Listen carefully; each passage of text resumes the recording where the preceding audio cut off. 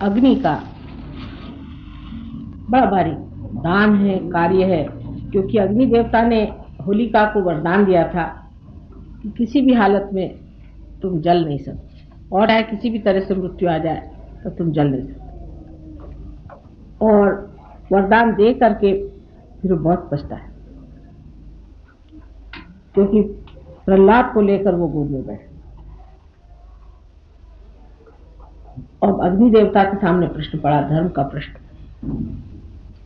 कि मैंने इनको वचन दे दिया कि मैं तुमको लाऊंगा नहीं, और इस वचन को मैं अब कैसे भंग करूं।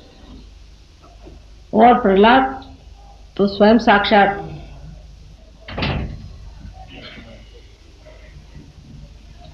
अबोधिता है, स्वयं साक्षात गणेश का प्रादुर्भाव, और इनको किस तरह से जला जाए, इनको तो कोई नहीं जला सकता, और मेरी भी शक्ति से परे, तो मेरे शक्ति से परे। तो उन्होंने विचार ये किया कि अहंकार कैसा कि इतनी बड़ी शक्ति के सामने मैं अपनी शक्ति की कौन सी बात कर सकता। मेरी ऐसी कोई सी भी शक्ति नहीं है जो इनके आगे चल सके, इनकी शक्ति इतनी महान है, तो इनको तो मैं जला सकता ही नहीं, चाहे कुछ भी कर लूं। लेकिन इस वक्त दूसरा बड़ा भारी मेरे सामने धर्म कार्य, तो कर्तव्य और धर्म, इसमें जो कश्मकश हुई, उस वक्त ये सोचना चाहिए कि धर्म कर्तव्य से ऊंचा है। धर्म कर्तव्य एक सर्वसाधारण कर्तव्य से ऊंची चीज, और उससे भी ऊंची चीज आत्मा का बल, यानी जो छोटा परिधि में बंधा हुआ सीमित जो कुछ भी हमारा वलय है, गोल है, उससे जो ऊंचा गोल है, उससे जो ऊंचा वलय है, उसको उतरना कर है, तो इस छोटे को छोड़ना पड़े। और यही कृष्ण ने शिक्षा दी। कृष्ण ने कहा कि अगर आपको हित के लिए झूठ बोलना पड़े तो आप झूठ बोल, सच बोलने की बात ठीक है, लेकिन किसी ऊंची चीज के लिए नीची चीज को छोड़ना पड़े। जैसे कि कोई आदमी अब अंदर आ जाए और किसी को मारना चाहता है, खून करना चाहता है, एक तो उसके अधिकार चेष्टा, उससे आपने पूछा ये महाशय ऊपर है, तो आपने कहा कि हाँ है, मतलब सच कह दिया, सच कहना चाहिए, सच कह दिया, तो वो जाके उसको मार डाले। लेकिन उनकी जान बचाना ये बहुत ऊंची चीज, वो बहुत महत्वपूर्ण बड़ी चीज, उस बड़ी बात के लिए, बड़े ध्येय के लिए ये छोटे जो चीजें हैं इनको छोड़ना पड़े। यही कृष्ण ने अपने जीवन में आगे बताया। कृष्ण के जीवन को बहुत कम लोग समझ पाए, क्योंकि उस जमाने में धर्म की ये दशा हो गई थी कि लोग धर्म को बहुत ही ज्यादा गंभीरता पूर्वक, बहुत उसको सीरियस बना के सब ढुढाचार्य बने कि धर्म बहुत सीरियस चीज, इसमें आदमी को जो है बिल्कुल सीरियसली सब करना, क्योंकि कर्मकांड बढ़ गए। अब कर्मकांड करने में बड़ी आफत रहती कि अगर आपने इधर से उधर दीप जला दिया तो भगवान जी नाराज, इधर से उधर आपने अगर उदबत्ती जला दी तो भगवान जी नाराज, अगर लेफ्ट हैंड से आपने कुछ कर दिया तो गया। इन सब बातों की वजह से लोगों में कंडीशन हो गई, और उस कंडीशनिंग की वजह से लोग बड़े गंभीरतापूर्वक धर्म करने लगे, इतने गंभीर हो गए कि उसका आह्लाद, उसका उल्लास सब खत्म। तो राधा जी की जो मेन शक्ति थी वो थी आह्लाददायी, सबको आह्लाद देना, ये उनकी मेन शक्ति, और इसीलिए उन्होंने फिर होली का त्योहार, कृष्ण ने आकर के जितनी भी पूजाएं थी सबको बंद करके और कहा कि अब पूजा वूजा मत करो, तुम उस आत्मा की ओर बढ़ो, इसको तुम्हें पाने का। और छोटी छोटी चीजों में मत खोना, शुद्र चीजों में नहीं खोना, लेकिन ऊंची चीज के ओर अपनी दृष्टि लगाए। अब जो आदमी, मैं तो बड़ा झूठ कभी बोलता नहीं साहब, कभी कभी ऐसा आदमी ओवर स्पष्ट वक्ता भी हो जाता है और अहंकार में दूसरों को दुखाता भी, या नहीं तो उसी में उसका जीवन सत्यानाश हो।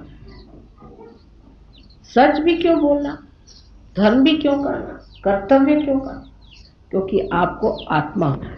किसी भी चीज से आप इस तरह से बंधन में फंस जाएं और उससे आपको सीरियसनेस आ जाए, आप बुढ़ा जाए, इसको बुढ़ाना है, उससे कोई फायदा नहीं। सो धर्म जो है वो आदमी को बिल्कुल पूरी तरह से एकदम जमा देता था, जैसे आइसक्रीम में जम जाए ऐसे जमता। और शक्ति का संचार कैसे, उसका आनंद कैसे लोग उठा, तो उन्होंने रंग वगैरह खेलना शुरू। रंग भी सारे रंग हैं, आप देखिए कि रंग भी देवी के रंग है, सातों चक्रों के रंग से रंग खेला जाता है।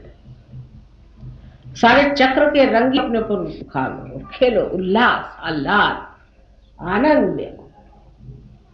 गंभीरता पूर्वक बैठने की कौन सी जरूरत है, अगर आप परमात्मा को पाए तो खुश। वल्लभाचार्य के पास एक बार सूरदास जी गए और उनसे अपना रोना, बेचारे वो पार नहीं थे तो रोते रहे तो रोना शुरू करा। तो वल्लभाचार्य तो साक्षात श्री कृष्ण ही अंशा बताते, तो उनसे रहा नहीं गया, तो उन्होंने कहा काहे घिघियावत हो। समझ में नहीं आया कि हर समय घिघियाते क्यों। इसके लिए, घिघियाने के लिए और कई शब्द नहीं मिलेगा आपको, कि हर समय ये रोने की क्या जरूरत है। परमात्मा के प्रेम में आदमी आनंद विभोर हो जाता है, लेकिन ये अंदर से आने वाली एक आह्लाददायी शक्ति है जिससे होना चाहिए, न कि ये कि बहुत से लोग आजकल ढोलकी लेकर के और बजाते फिरते हरे रामा हरे कृष्णा, उस तरह की चीज नहीं। ये उसकी कॉपी है, जो मैंने कल कहा कि रियलिटी और कॉन्सेप्ट में बहुत अंतर है। जो असलियत है उसमें आदमी विभोर होकर के खुश होता है, उसमें कोई अश्लीलता नहीं, कोई गंदगी नहीं है, उसमें कोई जानबूझ करके नाटककारी नहीं। अंदर ही से आदमी खुश होकर के आह्लाद और उल्लास को महसूस करता है, और वही चीज जो है बाद में अनेक आघातों से भी दुखदायी हो गई। सब धर्मों में इसी प्रकार होते हैं। जैसे कि मुसलमानों में आपने देखा है कि वो लोग मारते हैं अपने, खाए हुसैन हम न हुए, सुना होगा। मैंने रोने वाला धर्म, ये धर्म नहीं है। जब धर्म में रोना है तो ऐसे धर्म में कहाँ कुछ आनेगा, ऐसे तो रोना ही होता है। सो दुख पाने वाला और दुख देने वाला धर्म हो नहीं सकता। लेकिन ये सब धर्मों में ऐसी बातें आ गई, हिंदू धर्म में भी आ गई। मैंने ये कि जो आदमी बिल्कुल मरगिल्ला हो वही बड़ा भारी साधु संत मानने लगे। देखो मरगिल्ला होना चाहिए, उसकी हालत ये होनी चाहिए कि उसको एक उद्विग्नता होनी चाहिए, और वो ऐसी दशा में होना चाहिए कि आधा पागल आधा अच्छा। कभी उठा डांस करना शुरू कर दिया, या कभी रोने को बैठ गया, दुबला पतला हड्डियां, उसकी पिचका हुआ मुंह, 50 उसमें झुर्रियां पड़ी हुई, आंखें बिल्कुल बल्ब के जैसे बाहर, तेज, तंदुरुस्ती चौपट, और हर तरह की उस पर दुर्दशा। ऐसा आदमी कभी धार्मिक नहीं होता। प्रसन्न चित्त, खिली हुई तबीयत, खुला हुआ हृदय और प्रकाश जैसे उसके अंदर से है। तो होलिका का दहन बाद, जैसे मैंने कल कहा, आज से यही तय कर ले कि अब होली जो है ये दिवाली हो जाएगी। इसका आनंद जो है विभोर होना। होली का आनंद सीमित, जबकि हम एक ही होलिका जलाते हैं, लेकिन फिर वो कलेक्टिव कॉन्शियसनेस में बहता है। जैसे हर आदमी, चाहे वो चमार हो, भंगी हो, घर में कोई भी हो, तो जैसे हमारे खानदान में लखनऊ में जहाँ के रहने वाले हैं, जमींदार लोग हैं ये लोग, तो मजाल की जमादार बेचारे अंदर भी आ जाए घर के अंदर। वैसे तो इन लोग के ऐसे कि तुम दहली पे क्यों आए, ये हद होती थी पहले। लेकिन होली के रोज चाहे फिर कोई भी हो, मालिक हो चाहे नौकर हो चाहे कोई, सब आपस में होली खेलते, यहाँ तक कि मालिक के कपड़े भी फाड़े तो भी कोई कुछ नहीं कर सकता होली के रोज। और इस तरह से एक समाजवाद और एक सामाजिक खुशी का त्यौहार अपने देश में शुरू। पर जैसे